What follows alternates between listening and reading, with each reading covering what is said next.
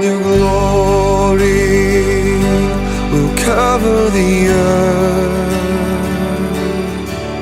like the waters cover the sea. Bonjour, aujourd'hui nous sommes dans Genèse 6 et nous allons parler de Noé, ou plus particulièrement de comment Noé a trouvé grâce aux yeux du Seigneur. Notre but est bien entendu toujours la relation que Dieu veut entretenir avec nous, comment en fait on peut être avec lui et comment on peut vivre avec lui, lui qui justement souhaite nous faire grâce. Même dans un temps de jugement, en fait Dieu trouve Noé et va continuer l'histoire avec lui. Dans Genèse 6, on a les versets 7 à 9 et l'Éternel dit « J'exterminerai de la face de la terre l'homme que j'ai créé, depuis l'homme jusqu'au bétail, aux reptiles et aux oiseaux du ciel, car je me repens de les avoir faits. » On se rappelle que son cœur avait été brisé vraiment complètement par toute cette méchanceté et cette violence, en fait le péché qui avait rempli la terre et qui amenait toute cette ruine sur la terre. Verset 8, « Mais Noé trouva grâce aux yeux de l'Éternel. Voici la postérité de Noé. Noé était un homme juste et intègre dans son temps, et Noé marchait avec Dieu. » On voit dans ce texte que Dieu désire faire grâce. Noé trouve grâce, mais Dieu désire faire grâce. Dieu désire en fait que l'histoire continue avec ceux qui peuvent continuer en fait. Et notre histoire à nous, on le sait, commence toujours par la grâce de Dieu. En fait, quand Dieu nous fait grâce, on entre dans ce possible de Dieu, ce futur de Dieu, on entre dans une relation avec Dieu, et c'est ça qui s'est passé pour Noé, et qui a eu des conséquences tellement extraordinaires. Trouver grâce aux yeux de Dieu, c'est vraiment tellement important, parce que Dieu veut nous faire grâce. Et ça nous parle de Noé, bien sûr, mais ça nous parle du caractère de Dieu. Bien sûr, si Noé a besoin de trouver grâce aux yeux de Dieu, c'est pas qu'il est sans péché. Il est dit après qu'il est juste et intègre, mais on voit quand même que le fait qu'il a besoin de trouver grâce, il a besoin de la miséricorde de Dieu. Et le mot juste, c'est le mot sadique en hébreu, qui peut aussi des fois s'appliquer à Dieu et au Messie. Donc c'est un mot très fort où Noé est déclaré juste et aussi intègre dans le sens d'être sans reproche ou d'être parfait dans le sens d'être sans tache, comme un sacrifice qui n'a pas de tache et qui peut être offert. Mais j'aimerais le souligner, et c'est tellement encourageant pour chacun d'entre nous, que Noé n'a pas forcément commencé comme ça. Il n'a pas forcément commencé en étant cet homme juste et intègre. Il a commencé, on le voit dans Hébreux 11, le verset 7, il a commencé autrement. Et j'aimerais le lire avec vous. C'est tellement un encouragement pour chacun d'entre nous. Parce que Dieu nous trouve là où on est et nous prend là comme on est et il nous transforme. C'est par la foi que Noé, divinement averti des choses qu'on ne voyait pas encore, et saisi d'une crainte respectueuse, construisit une arche pour sauver sa famille. Et c'est par elle qu'il condamna le monde et devient héritier de la justice qui s'obtient par la foi. Donc la première chose qu'on voit, c'est que Noé a été héritier de la justice qui s'obtient par la foi. Quand on est un héritier, on reçoit un héritage. On reçoit quelque chose qui nous est transmis. Et Noé, en fait, a reçu la justice au travers de sa foi. C'est-à-dire que sa foi l'a mis en contact avec le seul juste, qui est Jésus, qui est lui, c'est sans péché. Il est non seulement juste, mais c'est un homme sans péché, qui est unique dans tout l'ensemble de l'histoire de l'humanité. Et il reçoit cette justice par sa foi en Jésus le juste. Et après, il va marcher dans cette justice et il va grandir dans cette justice. Et j'aimerais le dire, nous n'avons pas seulement l'exemple de Noé, nous avons également l'exemple de Paul, qui était un apôtre puissant du Seigneur, mais il n'a pas commencé comme ça. C'était un homme qui disait que rien ne lui était, sa conscience lui reprochait rien, mais il a commencé en disant de lui-même qu'il était pécheur et qu'il était violent. Mais il a été justifié, il est devenu juste et il est devenu en fait sans reproche.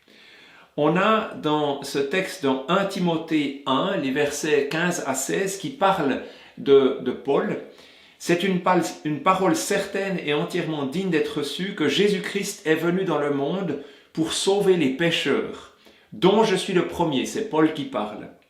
Mais j'ai obtenu miséricorde, afin que Jésus-Christ fît voir en moi le premier toute sa patience, pour que je serve d'exemple à ceux qui croiraient en lui pour la vie éternelle. On voit que Dieu a choisi Paul et il était à ce moment-là, comme il le dit lui-même, un grand pécheur ou le chef des pécheurs. Il a obtenu miséricorde et il est devenu un homme juste, un homme justifié et un homme qui a porté la justice de Dieu.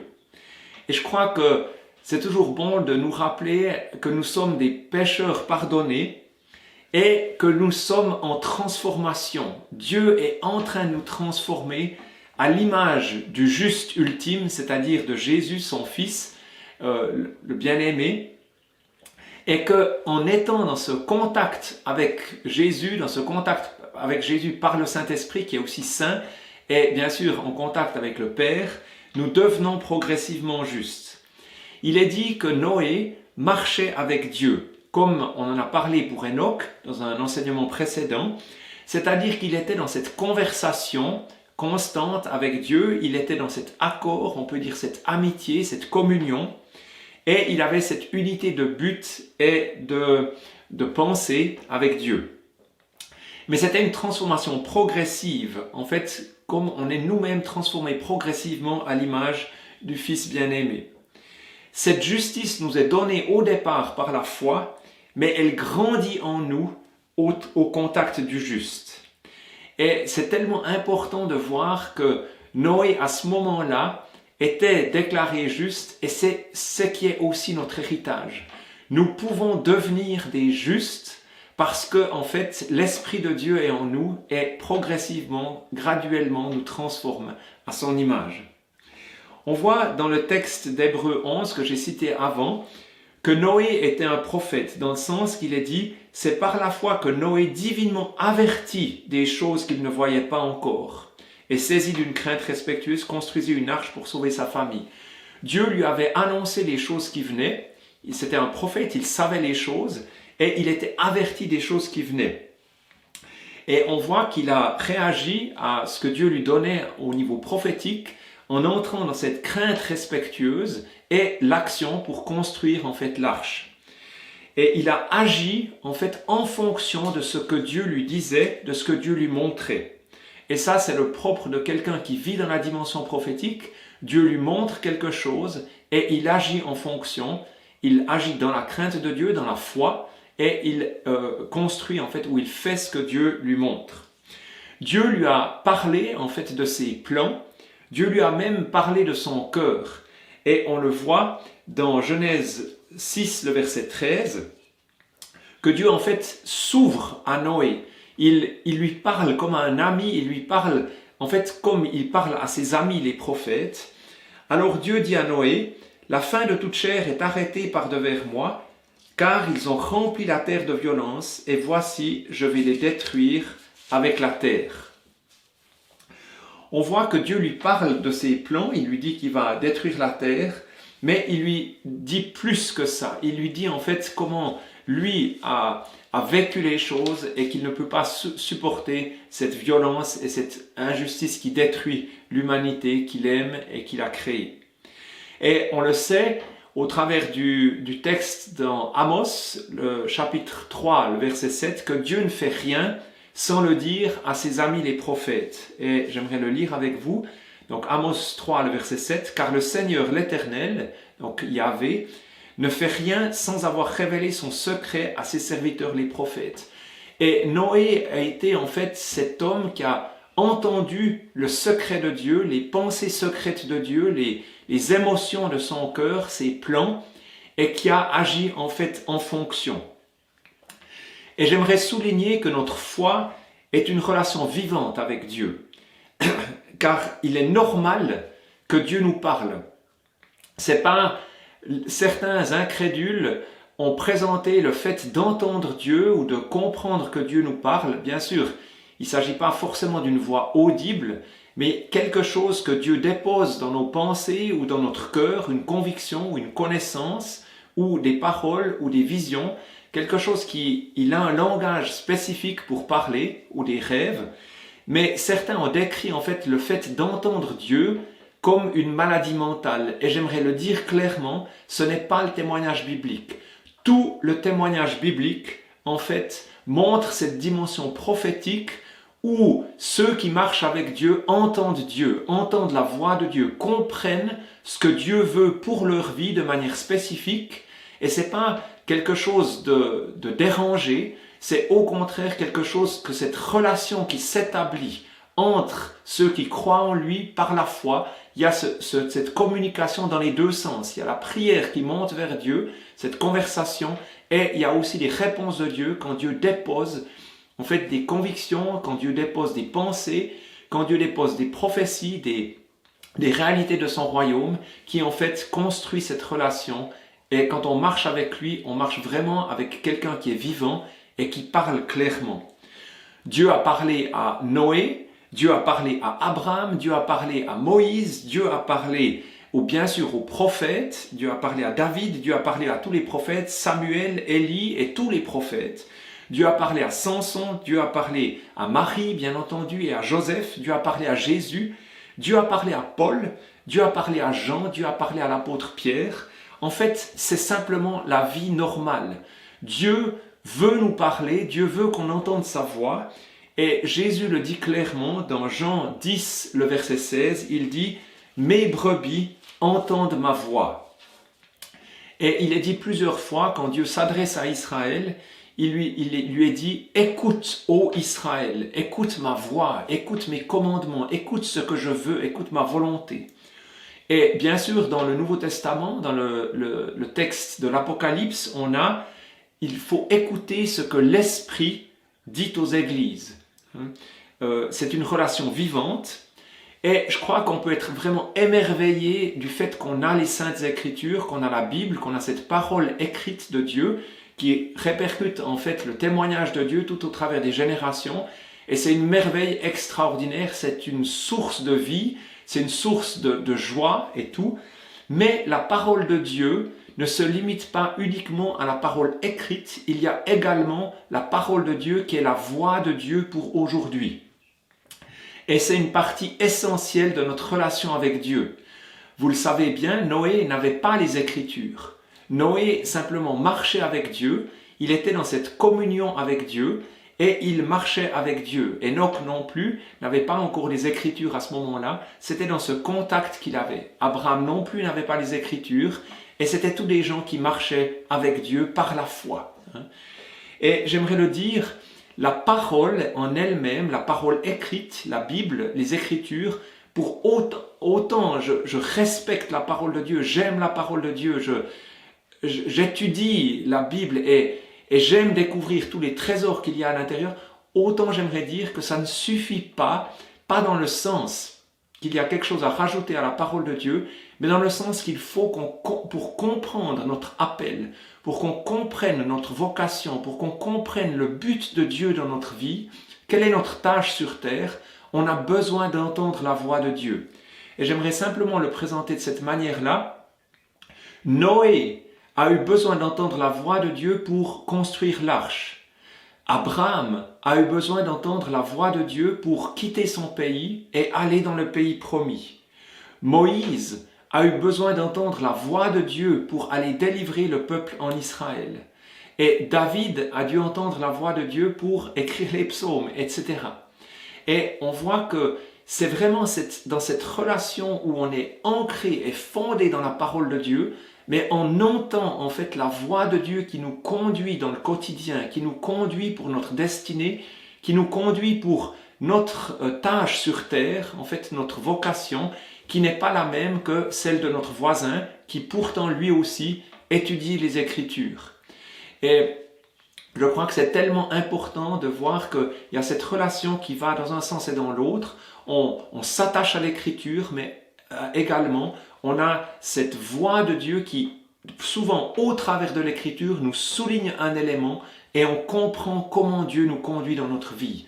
Et j'aimerais vraiment vous encourager à marcher comme Noé, à marcher comme Enoch, à marcher comme Abraham, tous ces gens qui ont marché en fait dans cette communion avec Dieu, dans cette communion avec l'Esprit Saint et qui ont grandi et fait ce que Dieu leur a demandé sur terre. Je crois qu'il ne faut absolument pas qu'on accepte la version des incroyants qui négligent en fait la dimension de la voix de Dieu. Non, Dieu se manifeste aujourd'hui par sa voix, Dieu est vivant, sa voix est vivante, sa parole est vivante et nous pouvons l'entendre et marcher avec lui. Alors, on voit que Noé était juste, il était intègre, il était sans reproche, il marchait avec Dieu et c'était un homme qui obéissait à Dieu.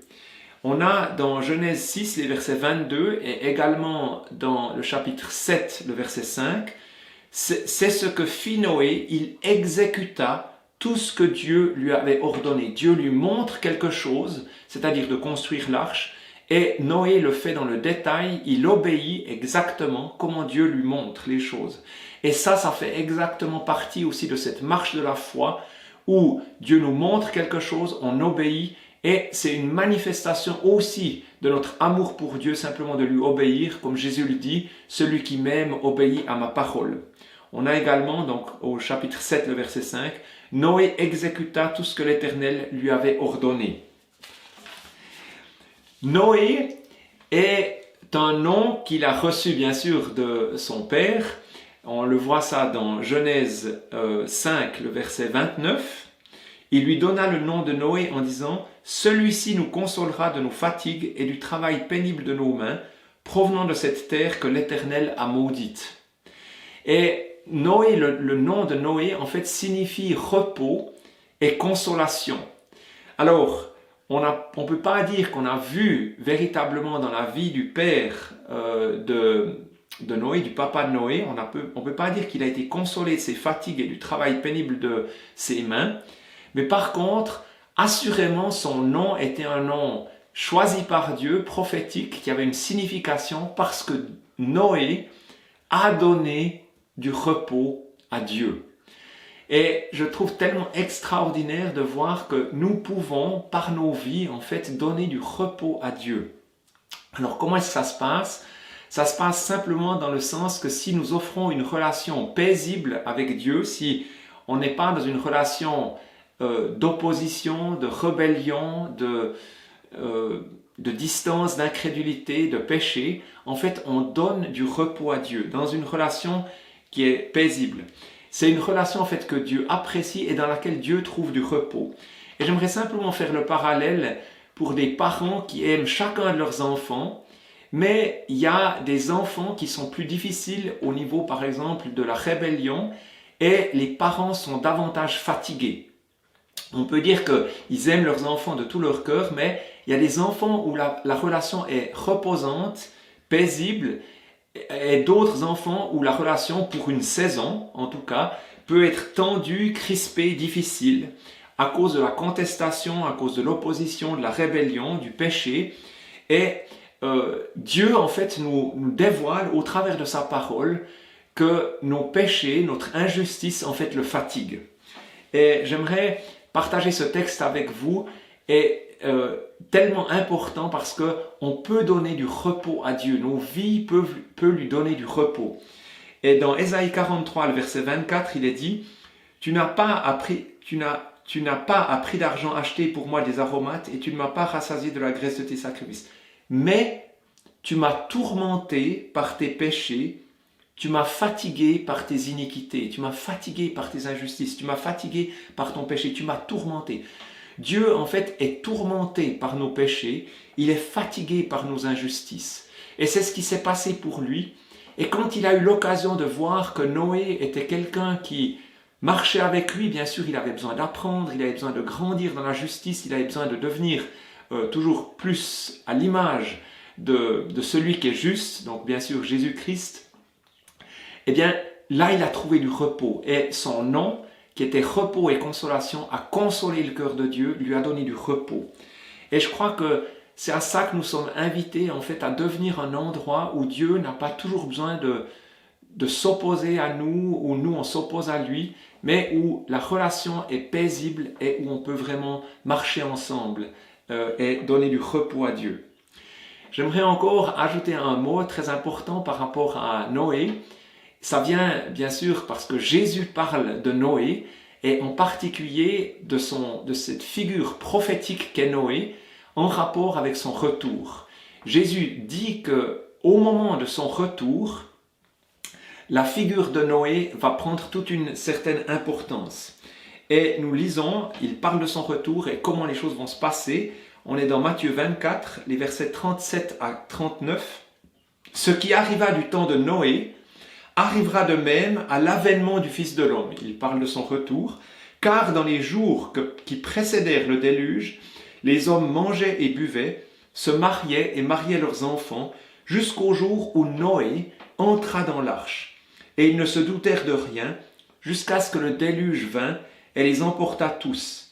Il en sera de même à l'avènement du Fils de l'homme. » En fait, Jésus met vraiment en parallèle la génération du déluge et la génération de son retour, c'est-à-dire une génération en fait qui fait le mal dans une intensité forte, mais où il y a aussi un reste représenté par Noé, un reste qui marche avec Dieu, qui est juste, qui est intègre. Et donc c'est cette tension dans laquelle on se trouve, où Noé est un homme juste dans sa génération, et les gens de sa génération étaient de grands pécheurs, et dans la génération de la fin des temps, quand Jésus va revenir, il y aura des justes sur cette terre, et Dieu va leur confier en fait de savoir les choses, de savoir ce qui vient. Et les injustes, les incrédules, les méchants, ceux qui commettent la violence, etc., ne se douteront de rien. Comme il est dit, ils vont manger, boire, se marier et marier les enfants. Ils ne se doutèrent de rien, jusqu'à ce que le déluge vînt. Et il y a une génération prophétique qui vient, une génération de Noé, qui en fait est avertie des choses, qui est avertie au travers de la voix de Dieu, au travers de pensées prophétiques, de révélations, aussi de l'étude de l'écriture. Il y a beaucoup de signes qui sont donnés dans l'écriture qui permettent de comprendre où on en est dans les temps de la fin. Et cette génération va en fait être des Noé qui vont prêcher la justice, comme Noé a prêché la justice, même s'ils ne sont pas entendus, ils vont pouvoir en fait savoir les choses alors que les injustes ne comprennent pas.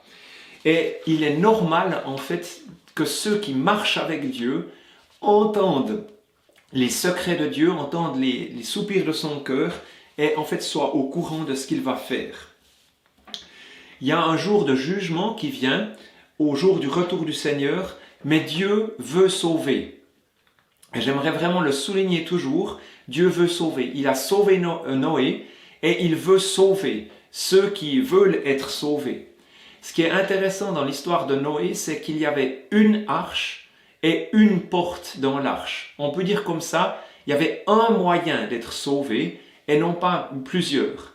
Il y a des gens qui disent « Ah ben si Dieu veut me sauver, il a qu'à me sauver ». Non, même pour Noé, qui était un homme juste et qui voulait être avec Dieu, il a dû faire exactement comme Dieu lui a montré les choses pour être sauvé.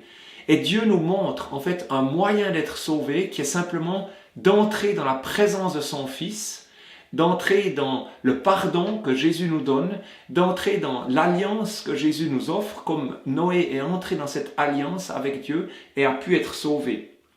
En fait, Jésus est le moyen d'être sauvé. On peut dire qu'il est la porte qui permet d'être sauvé, ou bien il est symboliquement l'arche qui nous protège de la destruction, qui nous protège de la colère aussi de Dieu contre l'injustice.